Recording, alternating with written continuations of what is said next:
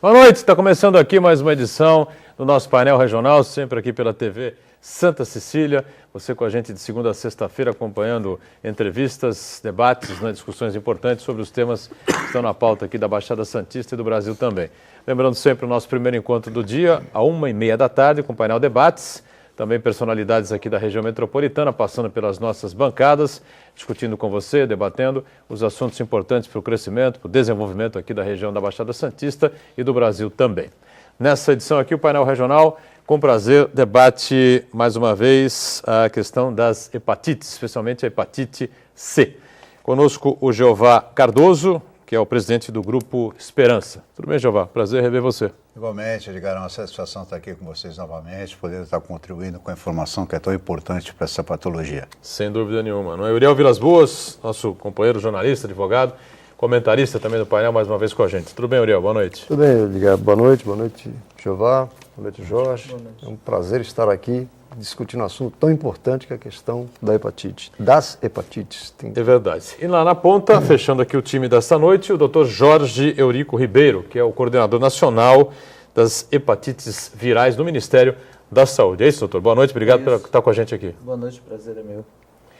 Lembrando sempre, estamos ao vivo, o telefone à sua disposição é o 3014-5281, você liga, fica à vontade, participa conosco, não é?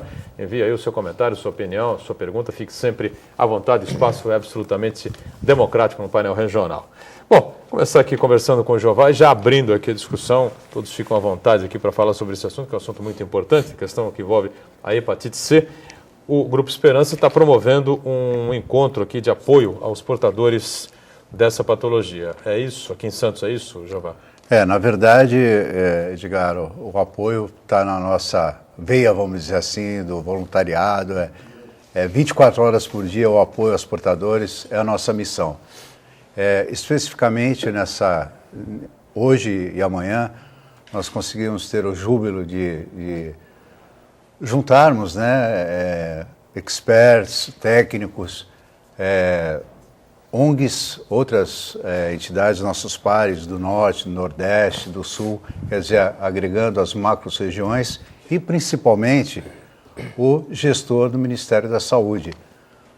E nós estamos aqui, como foi anunciado, o Dr. Jorge Eurico, muito importante a presença dele e o cargo que ele ocupa, porque é um cargo que a sociedade civil pleiteava ter de volta. Por que ter de volta? As hepatites, elas estão no organograma do Departamento Nacional de DST-AIDS. Então, é DST-AIDS e hepatites. Sim. Mas há 3 anos nós estávamos sem uma coordenação específica para as hepatites virais.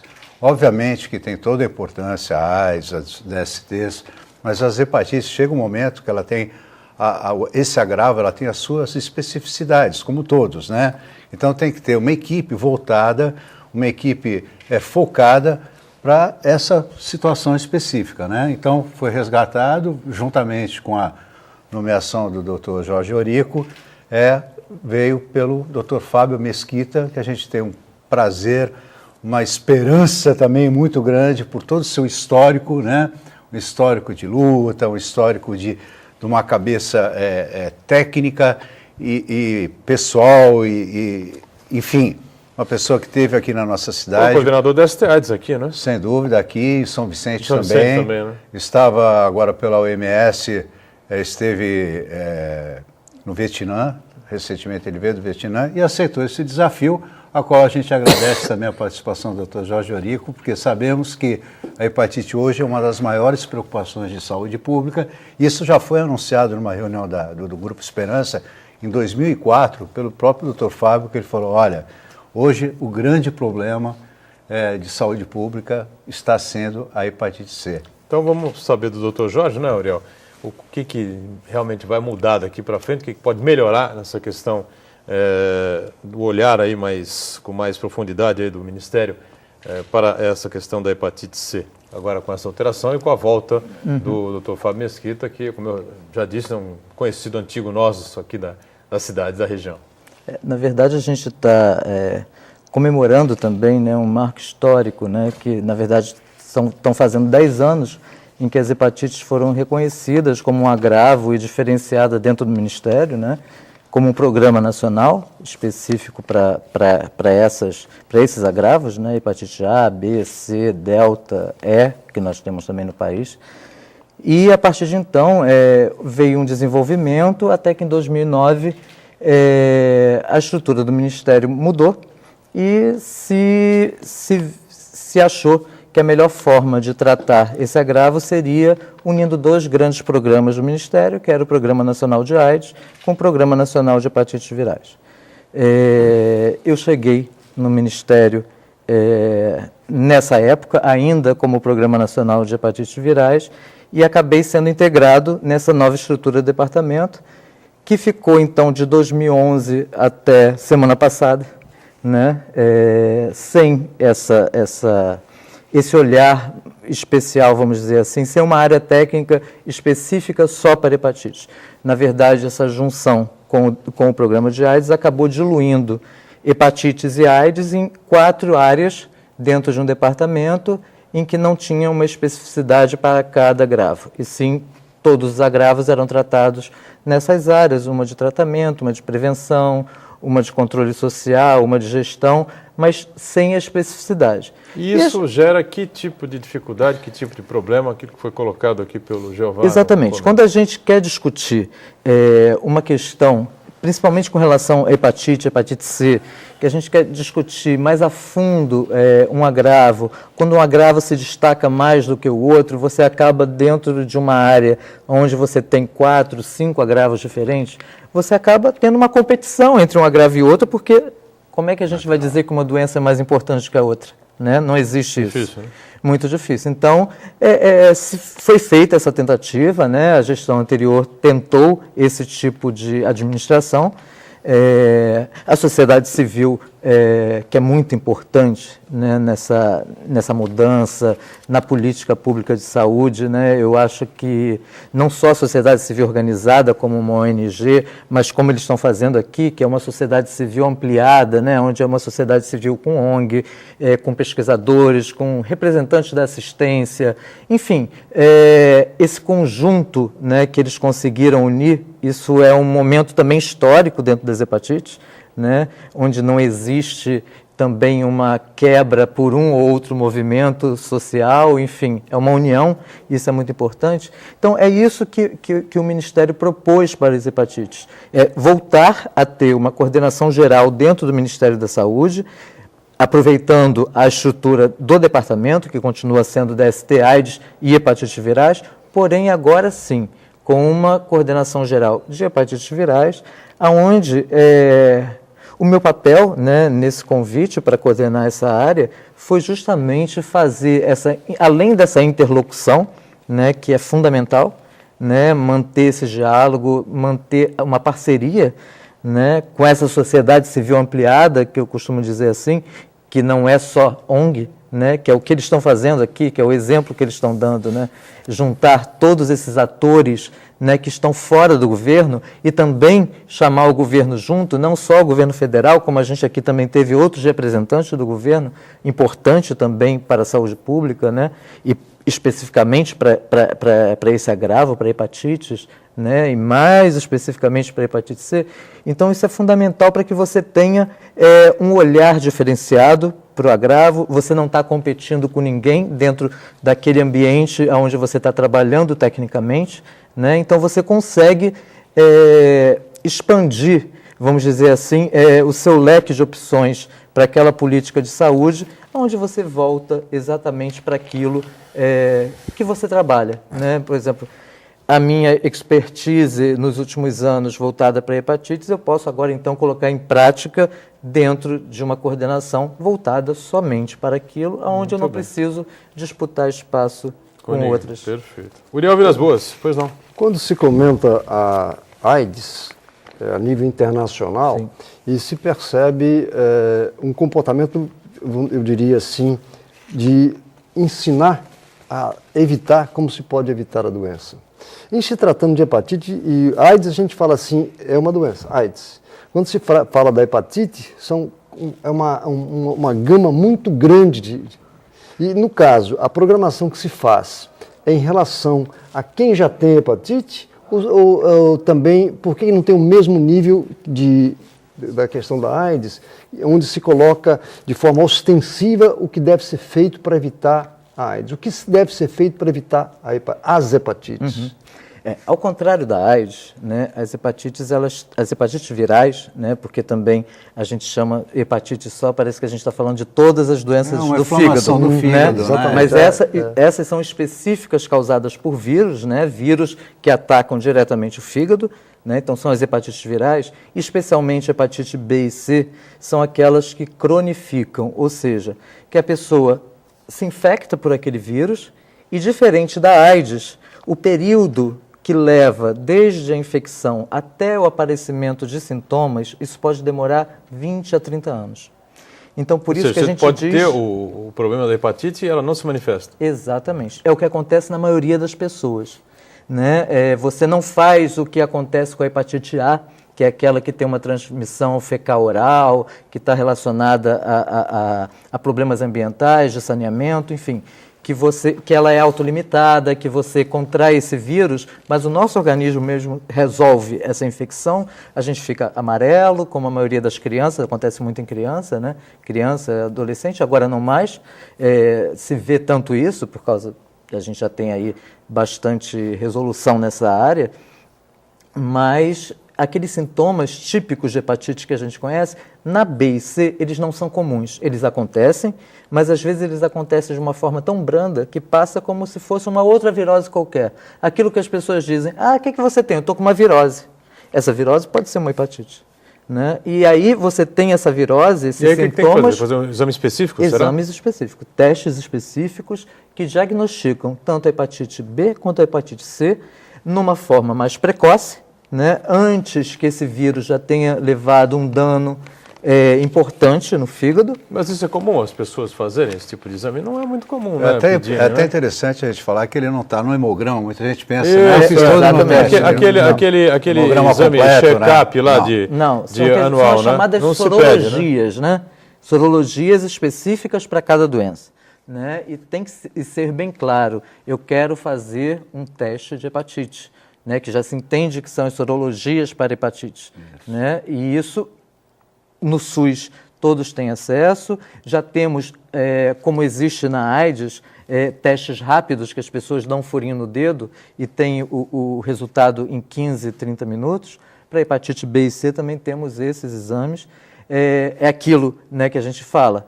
Um compete com o outro, quando você faz, a visibilidade da AIDS sempre foi muito maior, então muita gente não tem conhecimento que aonde faz o teste de AIDS se faz de hepatite B e de hepatite C. Né? Então, como todas as doenças têm seriedade, gravidade, exatamente. Quando for pega no início, sempre é muito menos complicado. Né? A gente tem que fazer um rápido intervalo, mas antes sempre uma informação importante da Prefeitura de Santos para você. Em tempo de nova gestão, a Prefeitura de Santos decidiu retomar o orçamento participativo no município. Este é um instrumento que permite aos moradores indicarem as prioridades de investimentos nos seus bairros.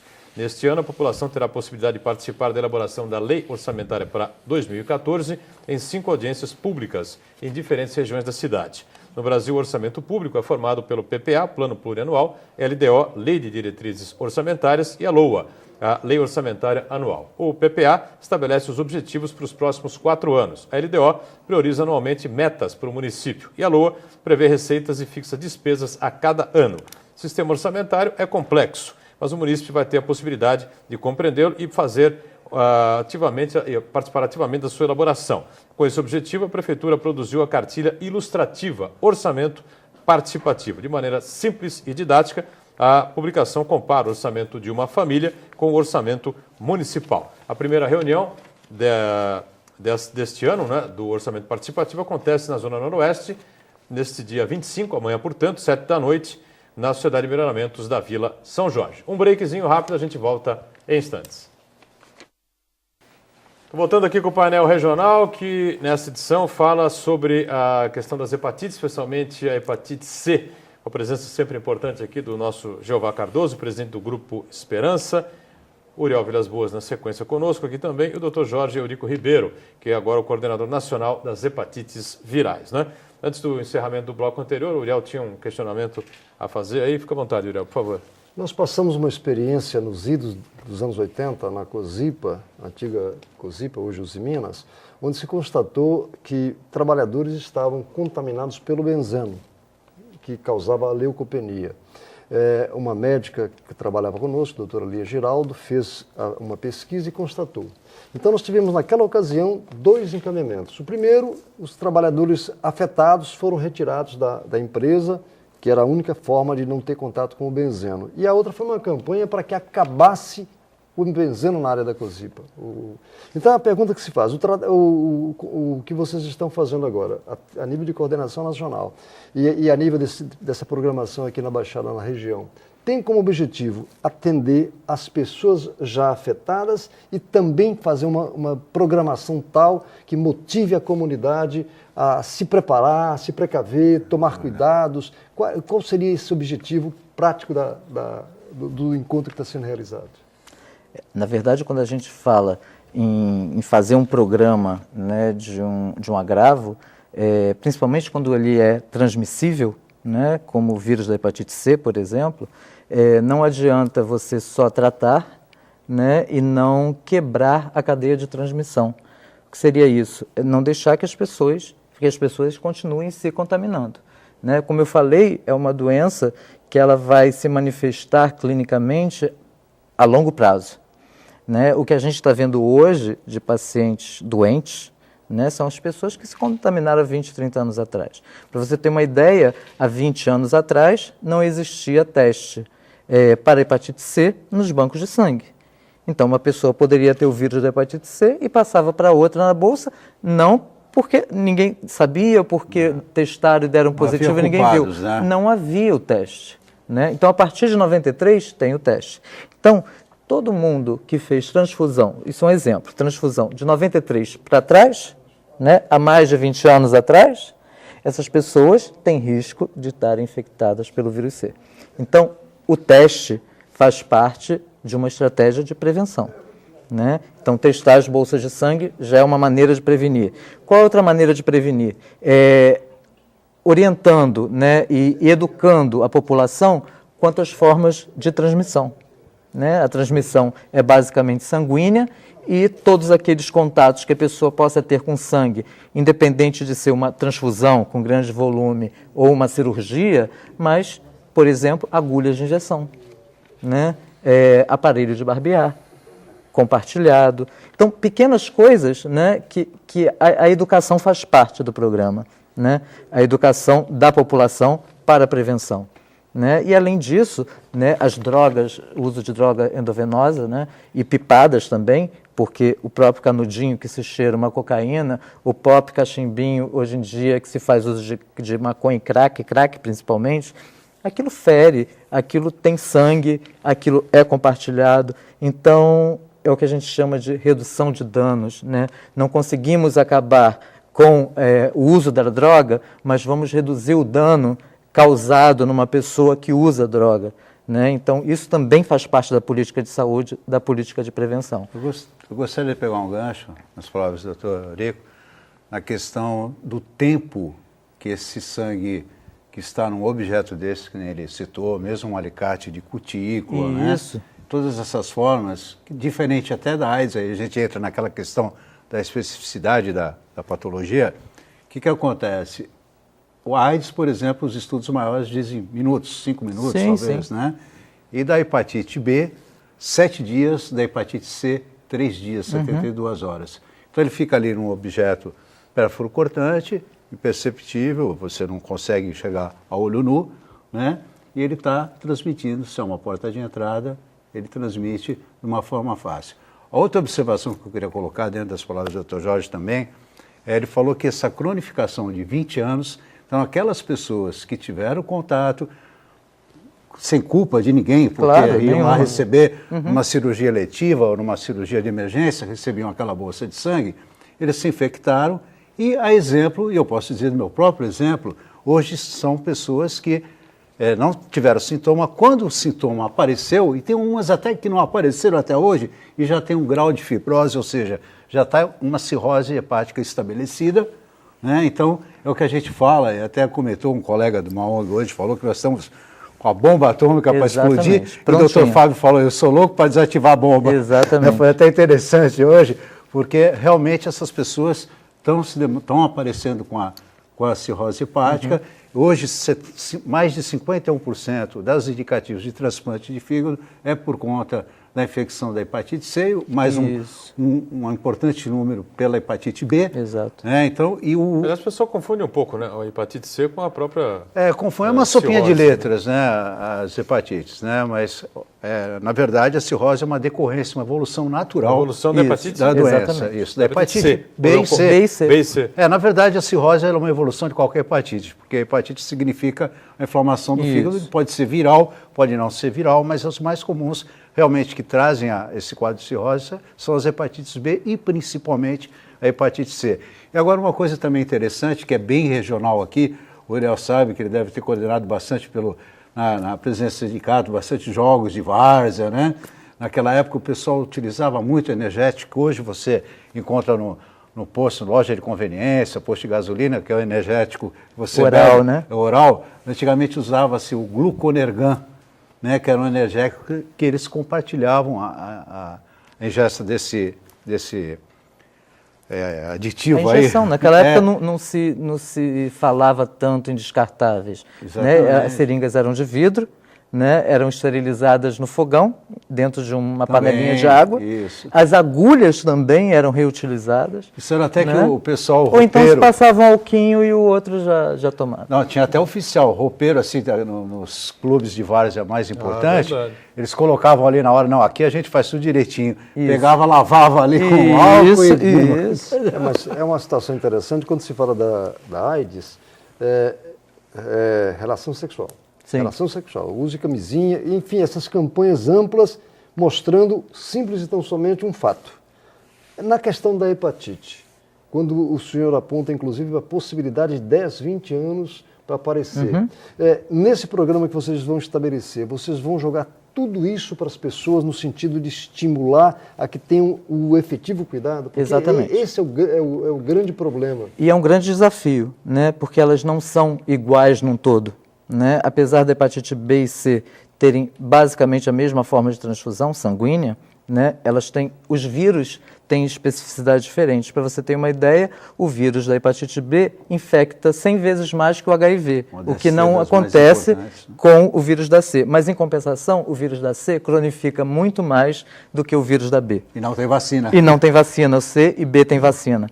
Então, a conversa é diferente. Mas, de modo geral, a hepatite B já é considerada uma doença sexualmente transmissível. A via sexual de transmissão do vírus B é muito comum. Já do vírus C não é tão comum. Ela existe, mas em algumas populações hoje em dia, população vulneráveis, a gente já consegue enxergar como uma transmissão sexual. Por exemplo, os Estados Unidos fizeram um estudo entre homens que fazem sexo com homens que têm infecção pelo HIV, né? Eles identificaram que a hepatite C, nesse grupo, tinha uma via importante de transmissão sexual. Então, mas na população geral, né, a gente não consegue extrapolar esse dado para a população geral. Então, a hepatite C, ao contrário da B, ela não é considerada uma doença sexualmente transmissível. Porém, existem casos de transmissão sexual em determinadas populações vulneráveis. Né? Isso a gente vai começar também a estudar mais no Brasil. Não temos estudos no Brasil dentro dessas populações vulneráveis para saber se existe ou não realmente essa transmissão sexual dentro do nosso país. Agora, fora do país, a gente sabe que tem, mas a gente precisa ter dados nacionais. Né? Não adianta trabalhar com dados internacionais. O Grupo Esperança, nesse evento que o grupo está realizando aqui na cidade, algumas questões importantes que já foram discutidas e trazidas aqui em outras oportunidades pelo Jeová, né, mas que lamentavelmente continuam ou sem uma solução prática, talvez até por causa dessa situação, né? Sim. Agora da coordenação de hepatites, talvez a coisa caminhe para outro lado, né? O Jeová, mas por exemplo, falta de equipes disciplinares e acho que até o pior de tudo, né? A burocracia que você já tinha denunciado aqui recentemente, naquela outra passagem sua com o Dr. Caseiro aqui, para obter medicamentos, né? Queria que você falasse um pouco sobre essas situações. Sem dúvida, continua, mas como você colocou muito bem, o tempo do verbo. continuava. Continuava. Porque Agora a hoje coisa vai mesmo, mudar. vai mudar, porque hoje mesmo tivemos desses gestores maiores, né, do nosso país, uma flexibilização, estudo já imediato, já deve estar até fazendo esse estudo, né, para flexibilizar, porque o protocolo que dispensa esse medicamento, que é de alto custo, proibitivo para a maioria da população, né, ele está engessado em algumas situações que vieram anteriormente, que culminou com esse protocolo, a gente chama de protocolo clínico de diretrizes terapêuticas, né? Quando se tem uma publicação e o acesso ao tratamento, aos medicamentos através desse instrumento.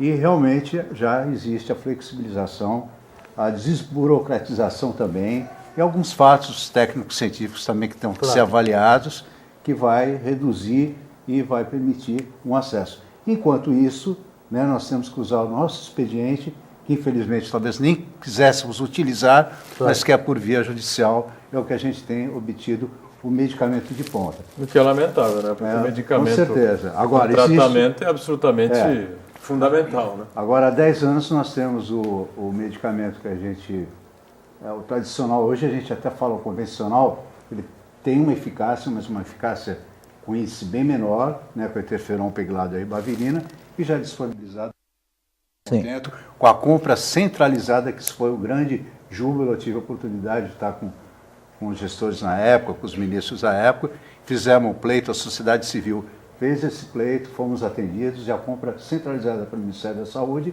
tendo a obrigação o Estado fazer a logística juntamente com o município, e esse medicamento chega na mão do paciente tranquilo. Agora, o de ponta realmente está na mão aí da nova gestão para resolver e melhorar. E o doutor vai falar sobre isso daqui a pouquinho, doutor Jorge. Em instantes a gente tem que fazer mais um intervalinho, já voltamos também na companhia do Uriel e do Jeová. É rápido.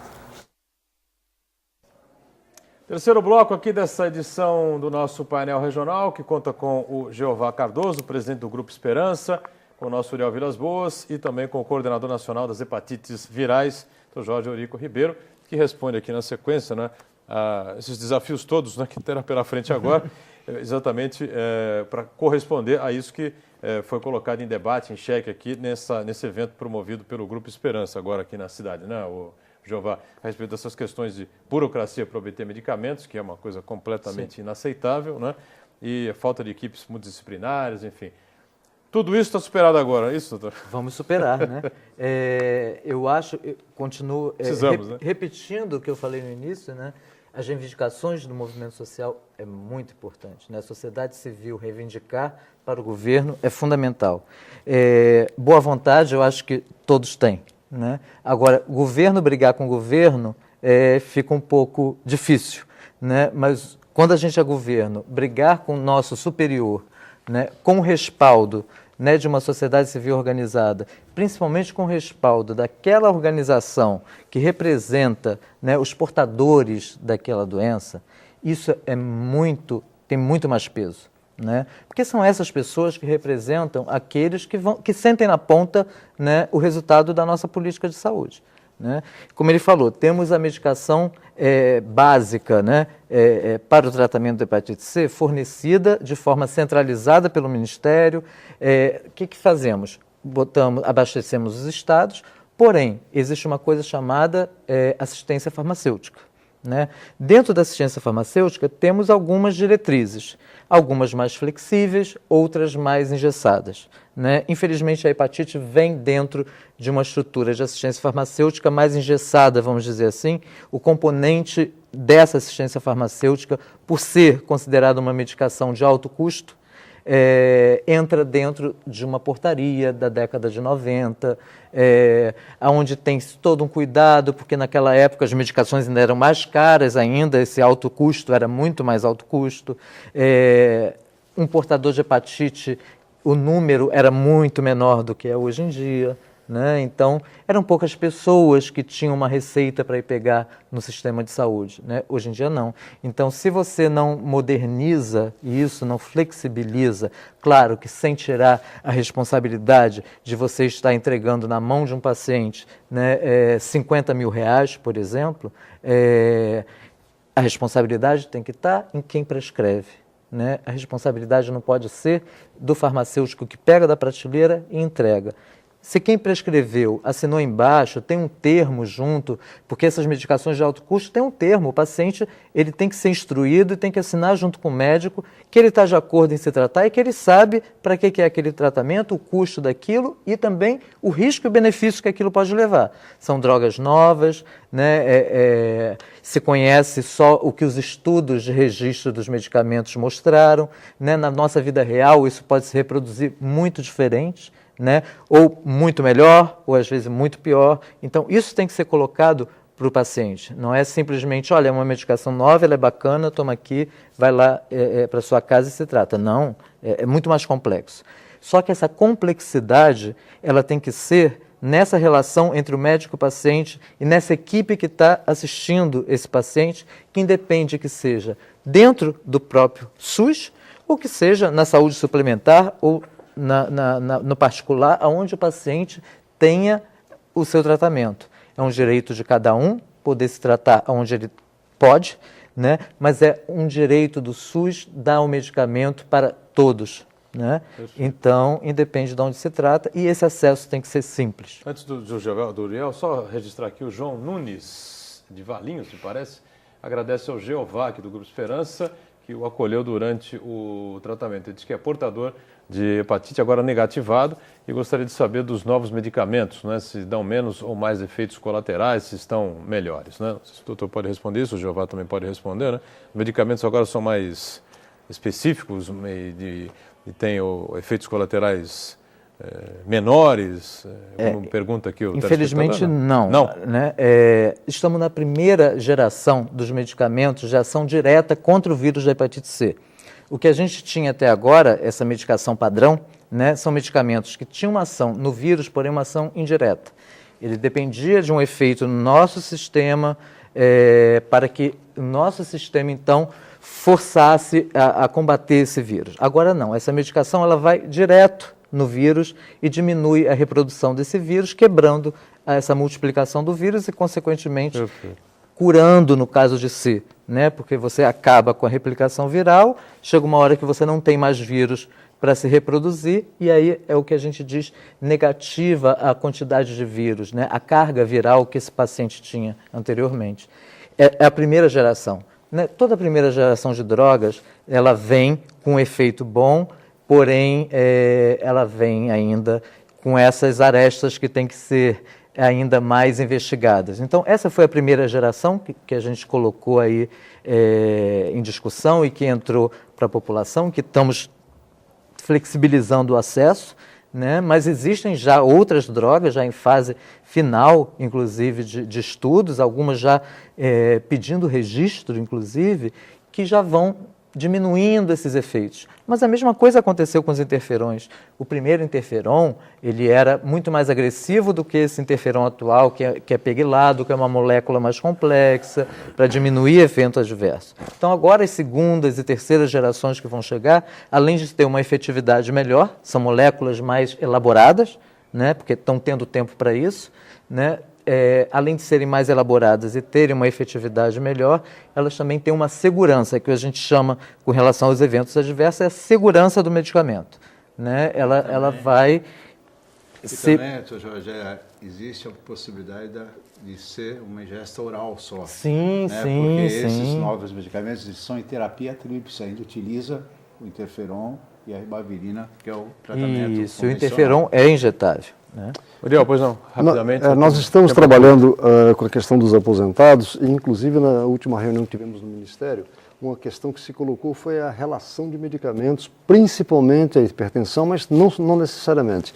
No caso do problema das hepatites, vocês têm a discussão em relação aos orçamentos do município, do Estado, o orçamento federal, essa relação de medicamentos, de modo a interferir para que haja uma facilitação na distribuição? Então, como o Jeová tinha colocado, que foi uma luta do movimento, nós não temos tantos remédios assim para hepatites virais. Né? E para hepatite C só tínhamos o interferon e a ribavirina, que fazem uma dupla, que combinados chama terapia dupla, e que era o que tem sido utilizado hoje, até porque essa medicação nova é só para um tipo de vírus da hepatite C, né, que são os genótipos do vírus, então é só para um desses genótipos. Temos 5 genótipos circulando no Brasil, 4 mais frequentes, o 1, que é onde essa droga age, é o mais circulante no nosso meio, mas temos outros genótipos que são agressivos, tanto quanto um, que também precisam de drogas que também estão chegando.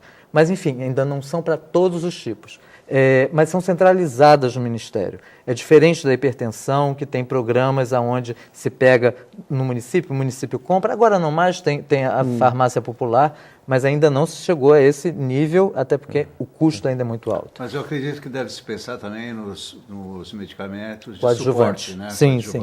Que também, eles são centralizados, porém de uma forma ainda burocrática, que é outra coisa que tem que entrar nessa simplificação.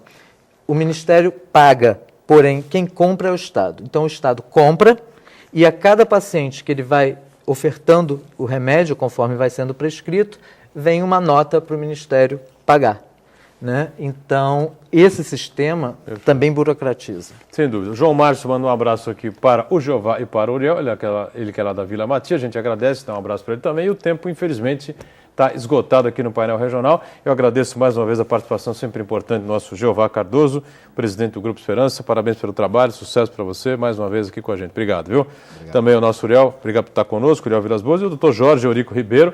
A gente repete aqui, coordenador nacional agora das hepatites virais. Sucesso, esperamos que o trabalho dê o melhor resultado do mundo, tá bom? Estamos à disposição. Uma outra oportunidade que for possível, volte aqui. Com certeza. Vai ter um prazer recebê-lo novamente aqui no programa. O Painel Regional fica por aqui, obrigado a você pela atenção. Voltamos amanhã às 10 da noite, o nosso primeiro encontro sempre às 1h30 da tarde no Painel Debates. Tchau.